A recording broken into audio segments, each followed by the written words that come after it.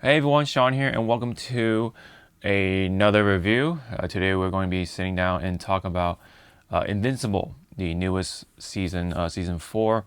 And this is going to be sort of like a mid-season review. I just wanted to sit down and talk about the first 5 episodes in a rather hopefully tight package, and talk about some spoilers by the end, and really discuss how I feel about it so far, and of course, what I didn't like about it, all that fun stuff in this video.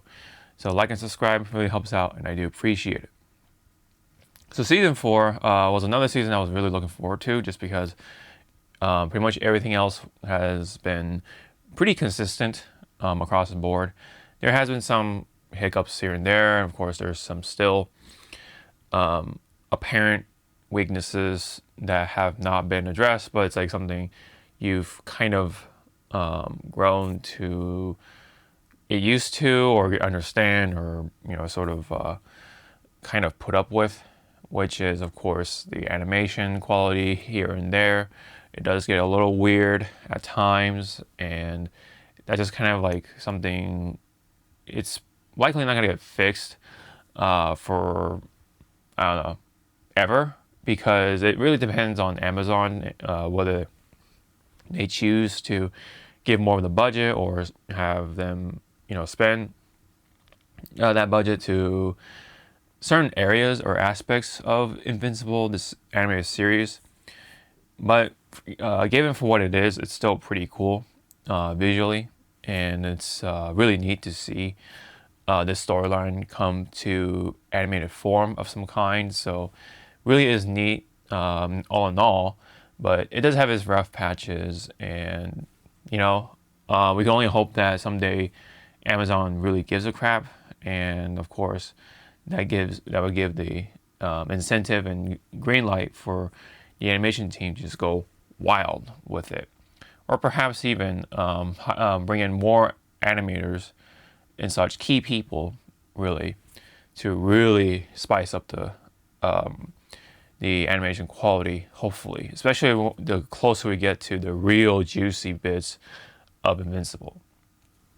So with that out of the way, of course, though, the writing, the voice acting, those parts of Invincible really do carry the series, I feel, especially with the consistent cast, with, of course, Stephen Yuen, and of course, J.K. Simmons and Sandra Oh. Those are really like the really big three that kind of like act like the pillars of the series, I feel.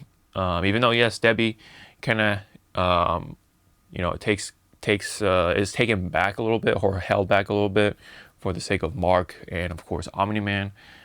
But whenever she's on the screen, she's just such a joy to have her, because of her sort of link with Debbie. At this point, she's really gotten it down as the mother of Invincible, the sort of course, now separated, estranged wife, I guess you could say, of Omni-Man. Because I don't think they've ever officially divorced, but I don't think we really need the sort of legal side to handle that. I think they're pretty much divorced.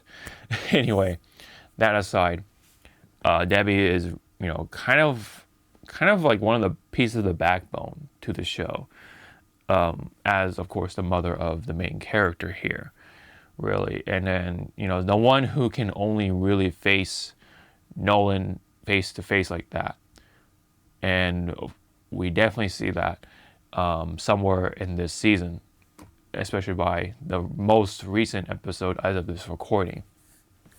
So anyways, yes, of course that is sort of supplemented by a number of other voices, and including, funny enough, someone like Seth Rogen. Yes, say what you will, but I think he does a pretty good job as Alan. It's a good fit. I don't know. I know it's like the same voice for across a number of like animations, or just him in general, but it works here. Alan the Alien fits that voice. That's the whole point of the process of casting people, to see if they're fit for that character. Would it be nice to have a more unique voice with him? You're sure, but Rogen's performance and his take on this character just fits. That fits like a glove for someone like Alan, anyway. So that's just one part. There's other great voice choices like Theodos with Peter Cullen. Love the man as Optimus Prime, of course, and other such characters. Whenever he's on the screen, which is a lot more limited, it's a joy because it's, hearing that really iconic veteran voice for a character like Theodos. It's pretty appropriate. So anyways, yeah, the voice acting, very good. The dialogue to complement that, very good as well. The writing, for the most part, very good. Is it perfect? Of course not, like everything else. But that, again, really carries the show. And that, of course, continues to really carry in season 4. Therefore, being consistent, I have to say, with confidence, that I've been liking it thus far for season 4.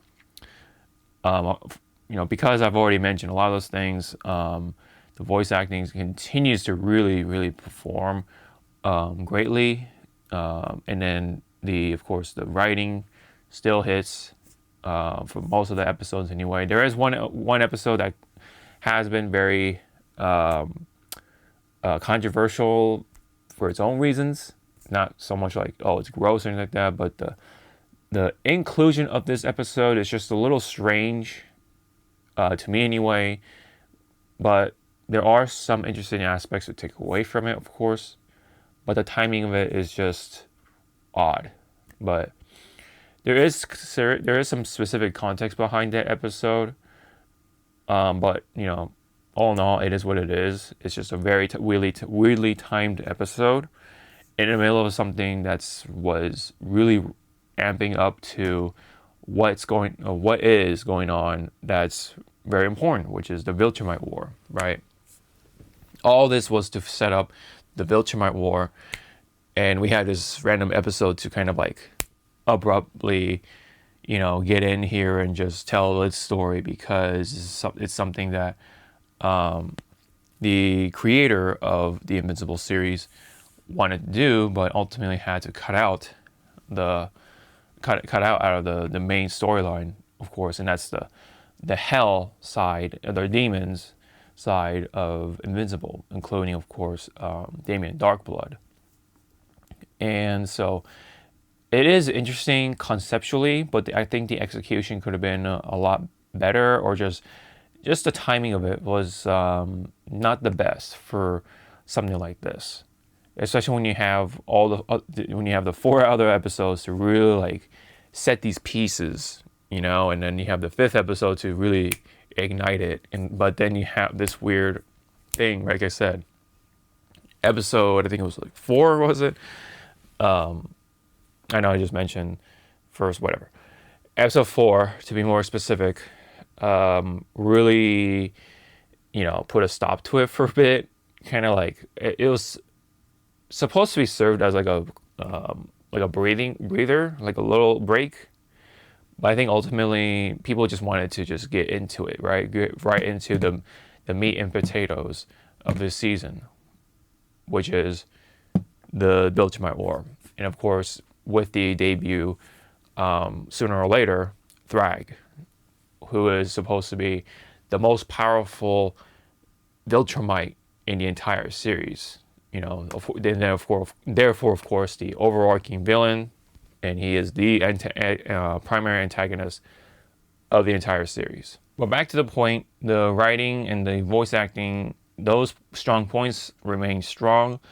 Now, when it comes to the animation, it still continues to be showing its rough patches. There are moments where they really had to cut back just for the sake of, the budget, right? It really still shows, unfortunately. It still continues to be one of the apparent weaknesses for a show that's all visual, right? Animation. It's it's supposed to be something for your eyes, right? Besides the emotions and the writing and the heart themes and all that stuff. But the animation really, brings it to your eyes. At least it's supposed to in your way. So when you see the rough patches for a story like this, or for a series like this, it really starts to become very apparent, very very stark at times too, with the quality of the writing and the voice acting and such. And I mean, there were people complaining about the casting, right? You could have maybe casted somebody else for some people, for some characters. You say what you will. But I think some characters like Conquest deserve for someone like Jeffrey Dean Morgan to voice Conquest. I think he did a very good job, voicing the second most powerful Viltrumite, at least theoretically anyway. I think stuff like that does kind of call for it, get the more significant figures, but at the same time, someone like Alan could have been someone else potentially. We really don't, we really can't spend too much time pondering upon that. But yeah, the animation is still that, unfortunately, from previous seasons. But that being said, in episode 5, this is where it gets better, because of course it is the Viltrumite War. It has begun.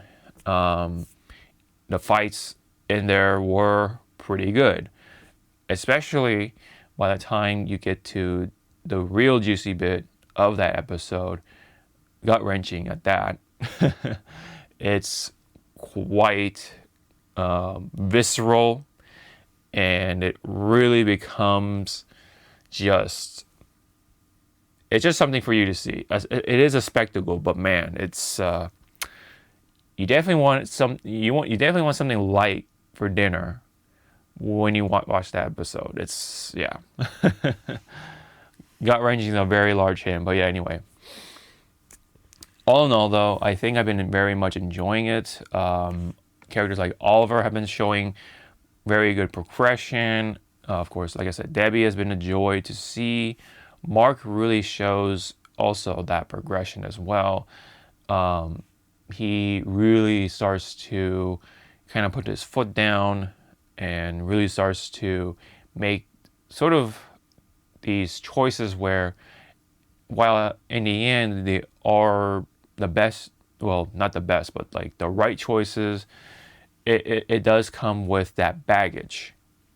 But Mark learns to kind of cope with it, I'd say a lot better than from the earlier seasons. He really starts to understand that you really have to step out of the boundaries and accept some certain aspects in order for these choices to be made and ultimately save the most people as much as possible. So Mark has been going through that with Flying Colors so far. We'll have to see how Mark will fare in the later parts of this season alone. But yes, I'm enjoying Mark as well. Of course, most of the other characters I have been enjoying. I'm like forgetting somebody that I'm not quite enjoying, but other than that, even Paul is like something to kind of like tolerate. He is trying to be like a good sort of figure towards Debbie, and he's showing that he's there to make her happy, and then so the boys are respecting him more. It's a pretty like real thing. I know this is supposed to be fiction, but taking some realistic elements into a show like this is a good way to have people kind of like be reminded that, yeah, this is what happens in reality in a rather more palatable format. Like, a cartoon, for example, or an animated series like Invincible. And someone like Paul, he's like that character, like kind of what Oliver said. Boring, but hey, at least Debbie is happy. So, in the end, why not, right? And Paul and Debbie are kind of evolving forward as a couple, and especially ever since the falling out between Debbie and Nolan, aka Omni-Man. And then, speaking of which, holy crap, the performance during that scene with, well, the first half, let's just say, of episode 5, very good. The voices between Omni-Man and Debbie are just phenomenal, I just have to say. I know it's like giving away a little too much already, but it's like, I can't help it. It's just so good. Very painful at that too. And it's just something to witness as somebody, who has been sticking with the story through and through, especially if you really like Omni-Man and such. So that scene actually, like, there's like two kinds of pains, right, in this episode. You have the emotional pain, and then of course the physical pain literally in the later half. It was like literally between 30 minutes between the two things, right? The calm before the storm, and then you have, of course, the storm that's just beginning. There are some sort of other moments that I wanted to point out, like the parody of like the Star Trek stuff. I thought it was really funny. The ship was like all rickety and old, and just could use a lot more repairs and such. But the fact that they were like kind of parodying Star Trek was kind of funny. I thought it was just a little weird though. At one point, there was a scene with a satellite. The guy just says, "Fire torpedoes," and it just blows up the satellite instead of, or not a satellite, but like this space object that's doing a very specific thing. And he just says, "Blow it up," pretty much, and just blows up the whole thing and causes a disaster. And then someone else had to step in to be the captain at that point. Mutiny, right? So that part was pretty entertaining in that episode, especially with the sort of relationship between Nolan and Alan, right? It continues to show of how they've been really, faring up with each other, right? As sort of friends. At least Alan sees himself as a friend to Nolan, or he sees Alan as a friend, Alan sees Nolan as a friend, whereas Nolan's kind of like, you're kind of cool and all, but I don't know, kind of thing. But at some point, it does become obvious enough that I think Nolan enjoys his company. So you just have to see, of course, if you haven't seen it already. It's pretty nice. So I'm kind of like going back and forth with it. I'm sorry, but I think I just wanted to say overall though, for season 5 so far anyway, it's been pretty good. If I were to give it a rating, I know it's like arbitrary right now, but it's a pretty good 8 out of 10. I just wish that this series got more love with the animation quality. I mean, imagine, right, if this series got somehow like the same or similar quality levels of like One Piece during Wano, or even Egghead, then of course with like Kimetsu no Yaiba, right? Holy crap, this show would have been just a mega hit, like a mega hit. Could you imagine, right? Especially with the voice acting and everything else firing on all cylinders, if the animation quality was like up there, right? I think the show would have gotten way more press than anything. But for what we got, it is what it is, and it's still good enough, more than good enough for a good time. That's pretty much the gist of it. Just wanted to get across. Oh man, I mean, there was one other character that I also really like still, and it's Cecil. How can I forget that character? Remains to be still a very interesting character throughout the show. Really like the voice behind it too, which is Walter Goggins. Really like his acting sort of prowess, I guess you could say, or just him as an actor, the way he takes a scene or takes a character. I like his spin on it. Whenever Cecil is on the screen, always a treat as well as other such characters. Even though, yes, he's not really a superpower or anything like that, like Debbie, and even someone like Arthur, of course, or Art. Actually, quite the joy, right? Well, especially with Cecil, really, really like Cecil as a character. Even at one point, I consider him my favorite character, actually, out of everybody else. Especially when it comes to humans, right? Cecil is my favorite character. Now, when it comes to like the superpower characters, a little more difficult to say, actually. Robot is actually up there because, well, unfortunately, the voice did change. That's one of the sort of the oddballs that kind of like stuck out to me. But it's still Robot, so I guess I'll accept it. But early on, especially, I really like the voice of Robot. There's his nuance as a robot, but he's really a dude behind it, kind of thing. I thought that dynamic was interesting enough, but the way they were going about it made it, well, a little more unique than just, well, a dude controlling a robot suit. The only weird episode is, yes, episode 4, which is Herm, just called simply Herm. Deals with the demons and stuff like that. But they do set up something potentially interesting for the future, especially with Damien Darkblood.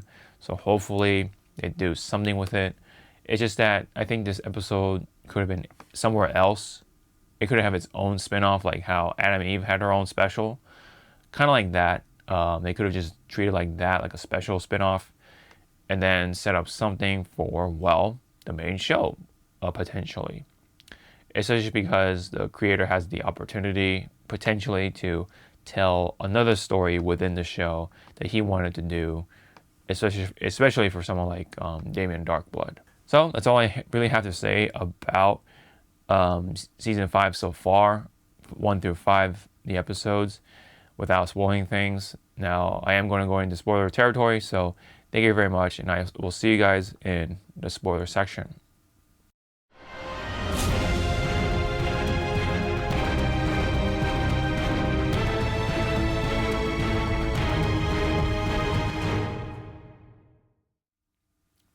All right, so this is like mostly for episode 5, but probably I'll go like back and forth with like the earlier episodes. But one of the earlier episodes I wanted to talk about right away is, of course, the sort of actions that Mark had to take to save, well, pretty much the United States from the little Martian alien parasite thingies. I forget what they were called, but yeah. They're about to take over. They're about to break the barrier. And if this barrier pops, then that means they go everywhere, right? Therefore, taking over the entire city and potentially taking over the entire United States or the East Coast or whatever, right? And so Mark literally had the host in his hands and had to make the decision of whether to kill the person being taken over by the host or try to let Bullet take the sort of disabler thingy and then, drive it to the host. But at that point, even if the host is down, I don't know, maybe the little parasites would have scattered out, do their thing or whatever. But Mark didn't want to take any chances, so he had to make the decision to kill the host along with the dude who was the astronaut that went on the Mars mission. And funny enough, Shapesmith took the form or appearance of that astronaut. There's a whole story behind it and such. But the decision that Mark had to make, the point being, is that sign that Mark is now accepting the fact that he has to start making these sort of decisions, but of course he's dealing with the baggage that comes with it. And personally, I think from the most part, he was right to do it. Like, yeah, like the whole point though, yes, it does have some sort of two sides to it, right? Oh, he could have, Rudy or Rex now, he he's on the side of like, oh, he should have waited, and then bulletproof is on the other side. Like, yeah, Mark was right to do so.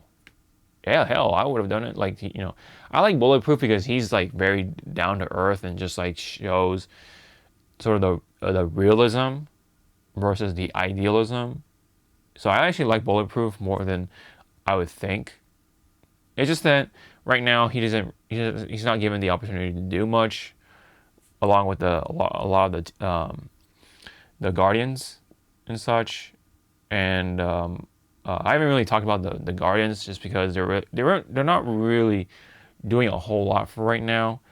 Even Britt, I think his name is. Of course, he's like the new leader figure of the Guardians, and then you have, although I do like him, yeah, with Jonathan Banks. I think his voice is funny enough because that's Mike from Breaking Bad.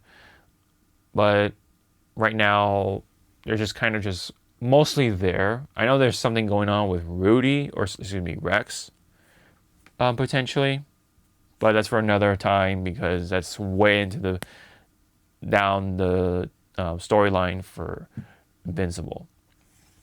But for right now, not a whole lot other than, yeah, that one episode, maybe a couple moments here and there, but like, yeah, it's really mostly about the Viltrumite War, how Mark is faring, what Mark's girlfriend is going through, Adam Eve, or just Eve, and of course, Omni-Man and the other side of things, right?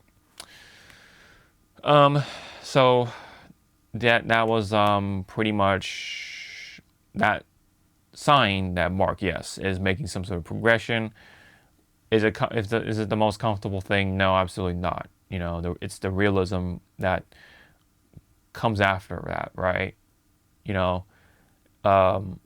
when you have to make this sacrifice to save millions, pretty much.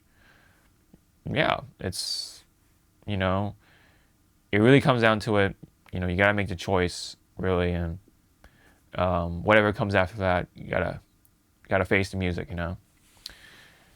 Other than that, there were some other scattered moments, like the introduction of Dinosaurus. I know what his time on the screen was just considered a teaser, so I'll accept that. I mean, it's pretty cool that they are including Dinosaurus now at this point. There was that chick with the spear, got her name, or I don't think they even said her name specifically clear, but energy spear.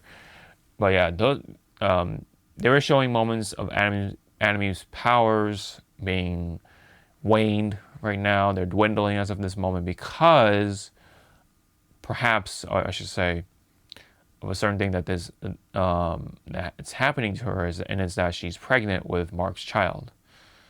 So likely the pregnancy is affecting her powers just because, of course, the baby probably is like taking calories from her, so maybe she has to eat more in order to compensate for that and being able to use her powers properly.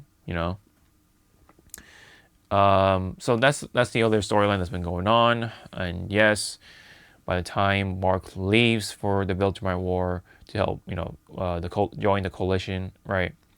She doesn't tell him, But yes, they do tell each other, that they love each other. Touching moment, all that stuff. They had that dinner during episode 5, right after. Man, well, I know I'm going all over the place, but yeah. That's been probably one of the other prominent points of this show. I know there's like one moment where the mummy finally has the host, but it's a female, and he hates females. He wanted a man to be to host or take over. So that's why there's like that whole gag about him being, sexist or misogynist or whatever. But yeah, now he's kind of accepting it, sucking it up. All right, fine, I'll take over her. I didn't know she has some sort of superpowers or whatever. I think because she was like wearing armor and stuff like that, and I think she has something going on with superpowers, but I could be wrong. Um, but whatever. She's taken over by the mummy, and then we'll see what happens. Um, I know now. Let me talk about episode 4. Get that out of the way. I think conceptually it is very interesting, but I just think the execution could have been better, but also the timing of the episode just could have been somewhere else, right? The inclusion of this episode was just not necessary. Maybe they could have used that episode slot for something else, or just extend the time for a lot of the other aspects, right? But for what it is, it's all right on its own. It's just there's some other aspects too that didn't help it, like the design of Satan when he got his crown back. I personally don't like it. Um, and of course, the sort of overall results that came from that, which was very disappointing, because Satan, yeah, he got his crown back. He's supposed to be 100%, but maybe he's out of practice, so he couldn't quite kick Volcania's ass, as what should have happened. Given that there was this impression that he was like, yeah, baby, all that stuff. There's this whole buildup of like, yeah, we got to get his crown back. He'll get his powers and all that stuff. Volcania want to fight Satan, all that stuff. And it's Satan, right? He's supposed to be this king of the hell, or kind of whatever vibes, right? Um, you know, he's supposed to be like the devil, right? But doesn't quite shine in the face of Volcania. And funny enough, Mark just goes, boom, just One Punch Man. He has this sort of One Punch Man moments. There are moments where he's like kind of jaded, but yeah, like at least here, Mark kind of went back to his innocent self, right? It's like, hey, why do you keep doing that with the helmet, like with the nanotechnology thing, like going back and forth with it to talk, all that stuff, and then Damien's just like, it's just cool, like this gag that I want to say it's like a jab at how the technology in a lot of this modern superhero stories, like Marvel, for example, is just all nanites and nanotechnology, and now the helmets just appear, right, instead of like this. It doesn't have that like mechanical weight behind it, where it pretty much asks for those really cool transforming sequences of putting on the armor, right? I really love Iron Man when he had the normal technology where it actually like what do you call it? It like folds into his body, if that makes sense, instead of like like the nano crap. It's really lame. I know it's supposed to be like the meta, right? It's supposed to be very advanced technology, all that stuff, but that's like the kind of the same with gasoline vehicles gasoline vehicles versus electric. Yeah, electric ultimately is going to be better if they get the technology right. But gasoline vehicles are going to be so cool. It's always going to be so cool because the sound, the weight behind it, that rumble, and the same go with like steam trains, that whole subject. Back to here though, the helmet, that stuff is supposed to be a gag, and it did go on pretty long, but I don't know. This episode had a lot of things weird about it, including even the fights. Now the fights themselves, I mean, violent, graphic, all that stuff on their own, good, but when it comes to the whole context of it and the overall inclusion of it, I think it was unnecessary. Like I said, it should have been like the Adam Eve special, like a spin-off, separate thing.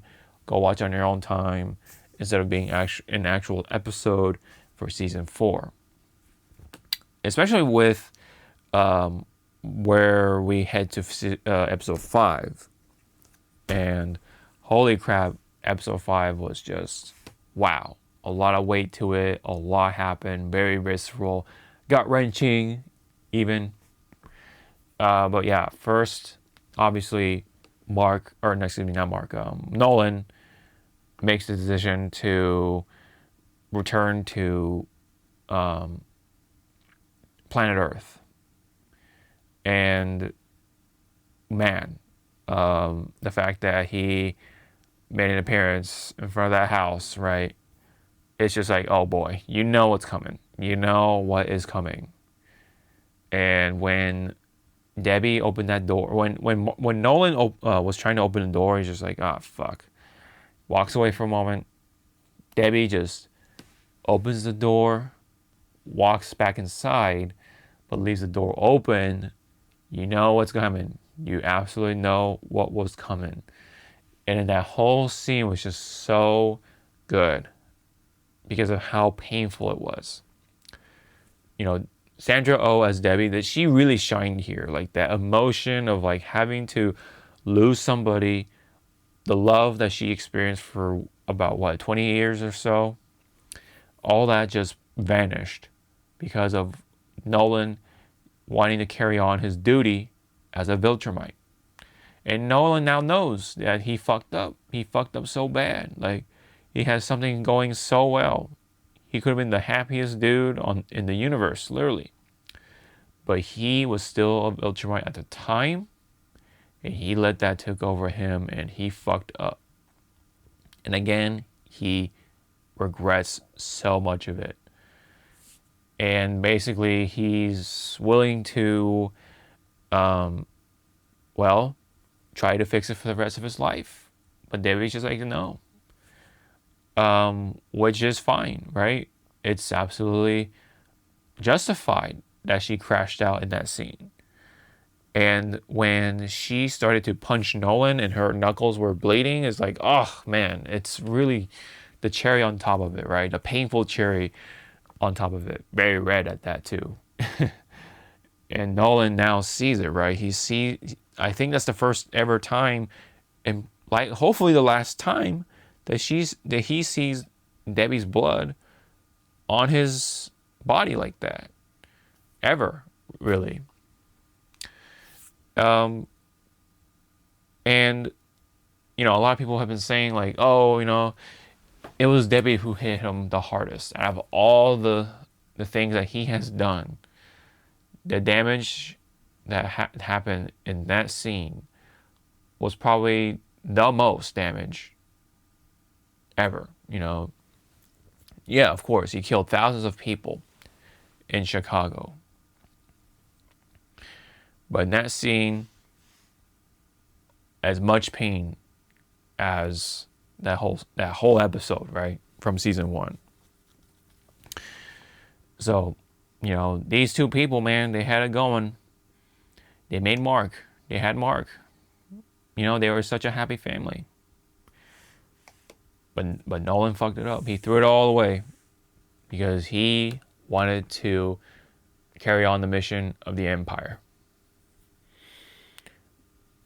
But Nolan soon realized that that's not what he wanted. He became human. He was an Earthling, but he never knew it until he lost it. So, yeah, it's just so unfortunate that these things happen so many times, right? And, well, he came to apologize, and that's what he did. And Debbie's like, yep, get the fuck out of my house now. I don't want to see you ever again, pretty much. And what's even more fucked up, right before Debbie started punching Nolan's chest, she was like, what about Oliver's mother? And Nolan, being Nolan, said that he considered Andressa a mistake. because he was going through shit. And so he just, let himself be with a dresser and even and had Oliver in the process. And Debbie is just like, that's so fucked. And winding up hating him more because of that. When Nolan thought, well, because maybe if I say I love her more, then that would have could have been better. But that's still, Nolan's still Nolan at the end. And Debbie knows that. Like he, whatever he does, he killed so many people that day. And hurt more others, right? Including Debbie and, of course, Mark. So yeah, that's pretty much it. Apparently, this is the alternate route from the comics, because in the comics, Debbie accepted him. I mean, it's as much as counterintuitive it is in the comics. At least you get to see it, right? It's not really a what if, because it's a reality, right? It's in the comics. But now you're seeing the other route in the show, so I think it's cool, right? That that you get to see two things, two perspectives, right? To me, anyway, that's how I see it. I try to look at it for the glass half full. I understand that, yes, it is counterintuitive, and maybe in the comics they should have Debbie not accept Nolan, but hey, I mean, at least you get to see it, what happens, and that's that, right? But in the show, they went with the other route, and that's cool. Point being, the Debbie's emotions and actions now make more sense. So that's essentially the end of Nolan and Debbie's relationship. That's the official, like, burying the axe, not really burying the axe, but like, they say their thing. Now they're going their separate ways. Debbie has Paul, and Nolan, well, Nolan is out there, right? But not before Nolan stopped by Art, the guy who used to make his suits. And, they had a little nice back and forth. They're still kind of friends, but at the same time, Art was actually afraid of him because, yeah, obviously, Nolan did that, right? And very cool line, very like wow, like very impactful line. Had some weight to it, with Art saying like, hey, I mean, well, Nolan was like, hey, maybe someday you can make a suit for me again. And Art's like, no, I can't, because I make suits for heroes. And Nolan's just like, oh, well. that was some heavy stuff. And that's the first half of the episode. You still have the other half, which is the actual Viltrumite fights. And Conquest just comes in swinging along with Lucan and some other guy or whatever, and then and then also that same episode, Tech Jacket, I think it was, because it introduced, yes, Tech Jacket is a female in this one. I know it's supposed to be a dude in the comics, liberties to be taken. I think it's fine. Doesn't really change Tech Jacket as a whole, other than maybe some aspects of it. Like maybe Tech will have some relationship or romantic relationship with somebody, right, in the show. I don't know what happens in the comics when it comes to that, but it doesn't really change the tech, right? It's a self-repairing armor, alien technology, just like, Blue Beetle from the DC side. Doesn't change that side, so whatever, right? It does. I mean, it's a little counterintuitive. That being said, because yes, the suit is supposed to be. It's like, because the suit, chooses a dude. Tech Jacket is stronger, right? Very like, because the original aliens wearing the suit are so weak, they had to make the suit strong just for them to be able to fight others, right? So therefore, when that Tech Jacket or tech suit, whatever, chose a human male, yeah, of course, that Tech Jacket becomes way more powerful, right? So I don't know, right? Maybe it might, that part might not really change the outcome of her battles, but I just thought I pointed out that fact. Like, if you look up the lore or whatever for Tech Jacket, that's what they literally say. So, not my words, whatever. But anyways, that was interesting that it is confirmed to be a female at this time. But yeah, whatever. It's Zoe Thompson versus whatever Thompson in the comics. But other than that, yes, Tech Jacket joins a team, and you have the conquest fight. Yeah, I mean, boy oh boy, when Mark comes back to Earth, he's gonna have some questions for Cecil, but yeah. I'm pretty sure more stuff is gonna happen between Cecil and Mark, like way more stuff. But anyway, Conquest is fighting. He gets to fight Nolan for a little bit. Kind of get to know, like, oh, you're my favorite warrior or whatever. Kind of, Conquest being Conquest. But then you have Alan fighting the other Viltrumite, along with Tech Jacket. They're fighting together. Oliver fights Lucan for a moment, but then he fights. Mark fights Lucan for a moment, and then Oliver fights Conquest. Puts up a little bit of a fight for a moment, but then Conquest being Conquest almost crushes Oliver once again. And then Nolan comes in, get your hands on my son. And then Oliver was starting to run out of air, and so he had to go to the nearest planet, and Conquest goes after him. It's like, oh, you can't leave the party just yet. And then Mark goes after him. Mark fights Conquest, and Mark really puts up a better fight, way better fight against Conquest, and then goes for the choke. And that's all he does at this point. Conquest just does everything he can, and then just boom, does the same thing to Adam Eve, pretty much. And then, except that he starts to pull out the guts, but Mark still continues. He manages to continue to choke him, and then just, oh man, I was like, oh god. Seeing that at the first time, I was like, oh man, good thing I didn't have spaghetti that night.